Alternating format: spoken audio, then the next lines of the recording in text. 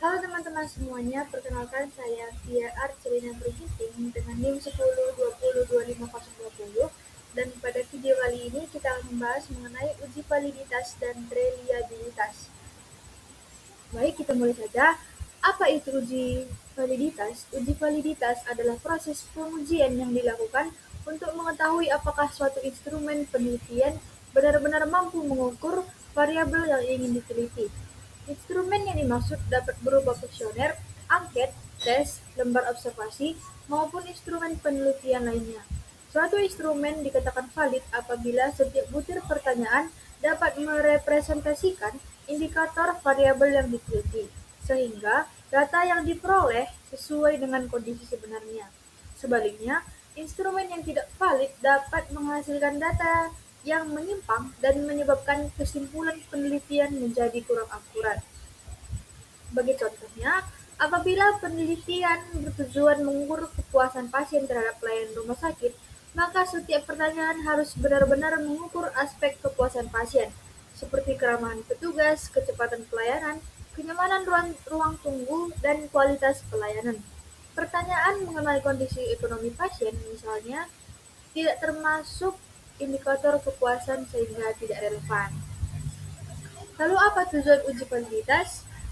Tujuan yang pertama untuk mengetahui apakah instrumen penelitian telah sesuai dengan konsep atau variabel yang diukur dan menyeleksi butir-butir pertanyaan yang layak digunakan dalam penelitian, mengidentifikasi item pertanyaan yang kurang tepat sehingga dapat diperbaiki ataupun dihapus, menghasilkan data penelitian yang lebih akurat, objektif, dan dapat dipercaya, mengurangi kesalahan pengukuran yang dapat mempengaruhi hasil penelitian, di mana melalui uji validitas, peneliti dapat memastikan bahwa instrumen benar-benar mengukur hal yang ingin diteliti, bukan aspek lain yang tidak berkaitan. Lalu mengapa uji validitas ini penting? Karena uji validitas ini menentukan kualitas instrumen penelitian, meningkatkan keakuratan hasil penelitian, menghindari bias akibat pertanyaan yang tidak sesuai, dan menjadi syarat sebelum melakukan uji reliabilitas, dan juga membantu menghasilkan kesimpulan penelitian yang lebih dapat dipertanggungjawabkan. Instrumen yang tidak valid itu dapat menyebabkan seluruh hasil penelitian menjadi tidak mencerminkan kondisi sebenarnya, meskipun proses pengumpulan data dilakukan dengan baik. Kemudian, jenis-jenis validitas. Yang pertama ada validitas isi ataupun content validity. Validitas isi menunjukkan sejauh mana isi instrumen telah mencakup seluruh indikator yang ingin diukur. Biasanya dilakukan melalui expert judgment, yaitu penilaian oleh ahli di bidang yang sesuai. Misalnya, dosen ataupun pakar manajemen rumah sakit menilai apakah seluruh pertanyaan mengenai kepuasan pasien itu sudah mewakili dimensi pelayanan kesehatan. Dan untuk jenis yang kedua adalah validitas konstruk ataupun konstruk validity. Validitas konstruk menunjukkan kemampuan instrumen dalam mengukur suatu konsep ataupun konstruk berdasarkan teori yang digunakan. Misalnya, variabel untuk motivasi belajar terdiri atas indikator semangat belajar, disiplin, tanggung jawab, dan juga keinginan berprestasi. Instrumen itu harus mampu mengukur seluruh indikator tersebut. Dan yang ketiga adalah validitas kriteria ataupun criterion validity. Validitas kriteria dilakukan dengan membandingkan hasil instrumen yang dibuat dengan instrumen lain yang telah terbukti valid ataupun dengan standar tertentu. Maka semakin tinggi hubungan kedua hasil tersebut, maka semakin tinggi validitas instrumennya. Kemudian kita masuk ke konsep dasar korelasi pada uji validitas. Dalam penelitian kuantitatif, validitas item biasanya diuji menggunakan korelasi present product moment. Konsepnya adalah membandingkan yang pertama, skor setiap butir pertanyaan ataupun item dengan skor total seluruh item.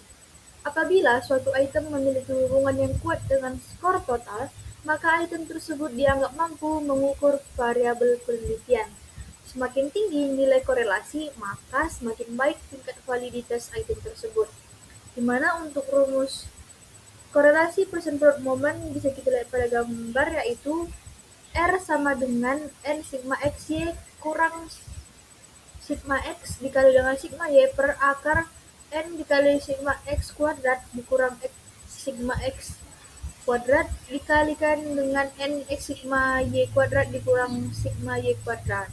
Dengan kriteria pengambilan keputusannya, di mana suatu item itu dikatakan valid apabila memenuhi salah satu kriteria berikut, di mana R hitung itu lebih besar daripada R tabel dan nilai signifikannya itu lebih kecil dari 0,05. Sebaliknya, item itu tidak valid jika R hitungnya itu lebih kecil ataupun sama dengan R tabel dan nilai signifikannya itu lebih besar sama dengan 0,05. Lalu langkah uji validitas di SPSS adalah yang pertama, kita harus masukkan data responden ke dalam SPSS ataupun dalam data view.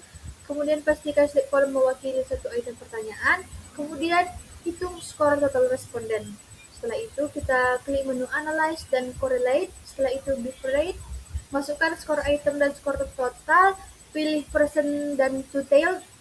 Kemudian kita klik OK. Maka hasilnya akan keluar dan kita perhatikan nilai persen correlation dan detailnya untuk menentukan validitas setiap item. Kemudian kita masuk ke apa itu uji reliabilitas.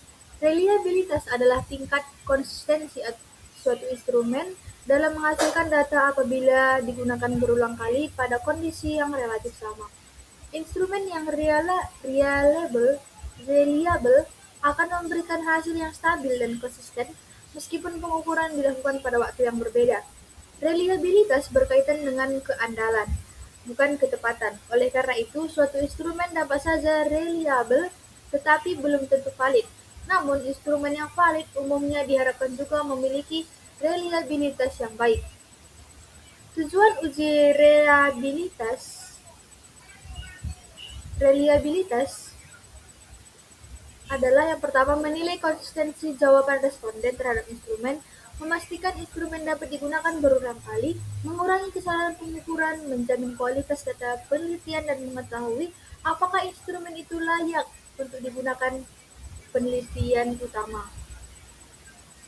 Kemudian kita masuk ke Cronbach's Alpha. Cronbach's Alpha adalah ukuran reliabilitas yang menunjukkan tingkat konsistensi atributir pertanyaan dalam suatu instrumen. Dengan nilai alfa berada pada rentang 0 sampai 1, semakin mendekati angka 1, maka semakin tinggi reliabilitas instrumen tersebut. Dengan rumus alfa sama dengan K per K kurang 1 dikali 1 dikurang sigma SI kuadrat per sigma ST kuadrat. Dengan keterangan alpha crossbar alpha, K jumlah item, SI kuadrat adalah varians masing-masing item, dan ST kuadrat adalah varians total. Untuk interpretasi crossbar alpha bisa kita lihat pada gambar. Kemudian langkah-langkah uji reliabilitas di SPSS itu adalah pertama kita klik Analyze, kita pilih Scale, kemudian kita klik Reliability Analysis, kemudian kita masukkan seluruh item yang telah dimintakan valid, kemudian pilih mode alpha, kita klik Statistik dan tentang Scale if item delay, kemudian kita klik Continue lalu OK.